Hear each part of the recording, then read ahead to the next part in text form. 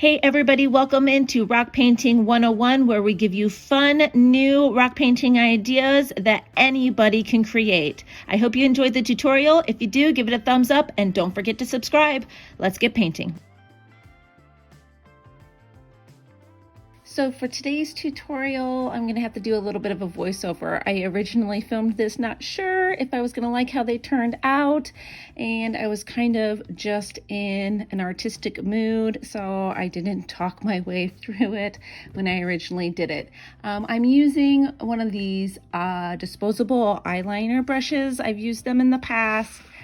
Before. You get a giant pack of them on Amazon. They're in our shop if it's something you're interested in, to create our flower. And this is sort of similar to the style that I just, our last video was with the acrylic flowers, but just with rounded tips. So I'm just very lightly sketching on my flower using just black acrylic paint. I've got a little bit of water, just kind of loosen it up a little bit. I didn't want it super harsh lines while I was painting.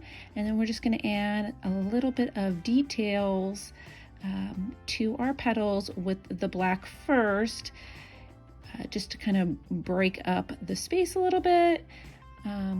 These are just really wispy, really gentle, very loose lines, so you don't have to overthink this at all.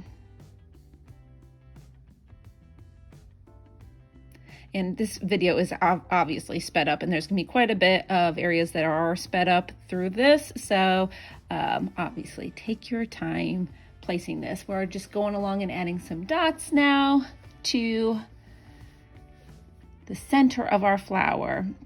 Now, originally I was just going to do the one, but then I decided, you know what, I'm going to make a set of these. So if you're going to do this, just place your rocks loosely together.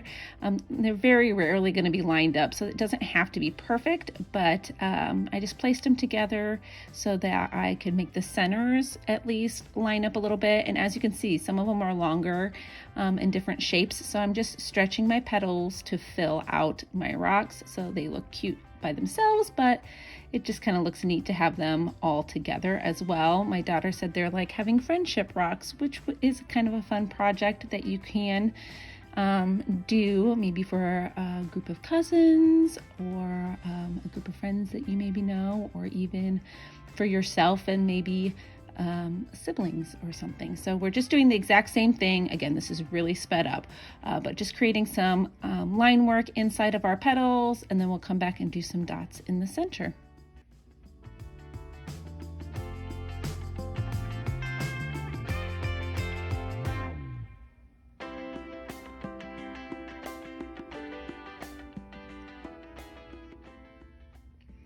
All right, so I started with one of these eyeliner brushes to add in my color, and I decided really quickly this was going to take me forever using these tiny little stripes. If you've got a lot of patience, maybe that's something you'll want to do, but I went ahead and just grabbed a small brush and just started applying my paint. Now, I am going between my black lines, which are completely dry, I must add. But it doesn't have to be that specific. You're just going to do big blocks of color. I am starting with the main color that I've chosen for my flower. Like the pink in my mind is going to be the main color. So I'm placing that down first. And then I'm also going to do pink again at the very end. Now this is, all these colors are from the neon pack from Deco Art, which is in our supply shop as well. If you don't have them, they're really very fun and vibrant. So I'm just placing down very randomly giant stripes and dots and sections of the pink color throughout all of my flower petals. And you can play around big sections, small sections. It doesn't matter. There's no rules to this. This is a really fun style to paint because you don't have to have a steady hand. You don't have to worry about staying in the lines too much. We're going to add black lines at the end to kind of clean everything up. So we're just going to start, we started with pink. Now we're going to come in with some orange. And then we'll work our way through our colors.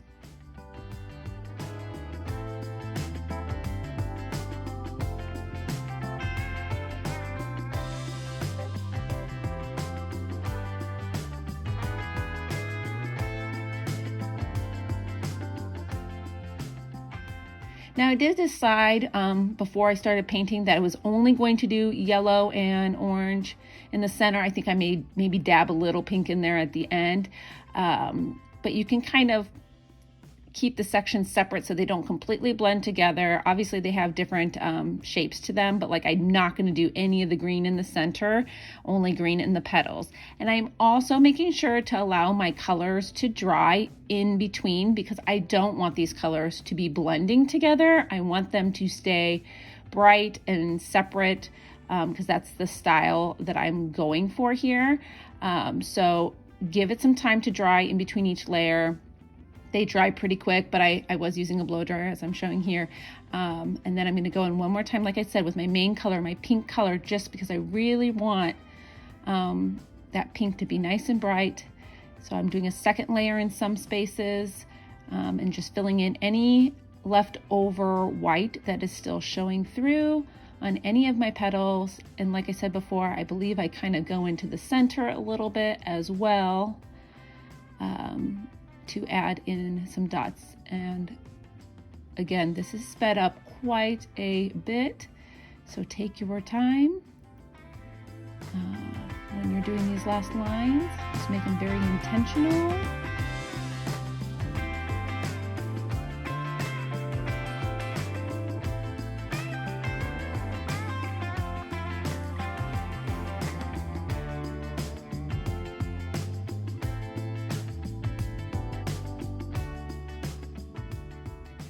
And then we are going to hit this one more time with the blow dryer. We want all these colors really, really dry. And then I'm going to come back and add one more layer of the black just to give it a nice crisp edge. And then we're going to add in some little dashes and dots on each one of them just to kind of finish them up. So this tutorial is super easy to follow along with. Like I said, it's great for people that have a hard time making perfectly straight lines, or just brush control, because it's so loose as far as adding the colors. You know, you can really play around. I did these with neon. Obviously you can do this any color combination that you want.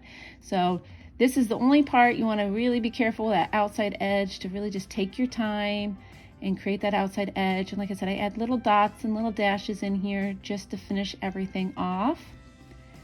And then I'll show all of them here to you at the end. So if you don't already, make sure that you're subscribed to the channel. Don't miss out on new tutorials. I usually post at least a few a month whenever I come up with something new. We have so many things on the channel already, so look around as well. And I hope you enjoyed this tutorial. Bye-bye.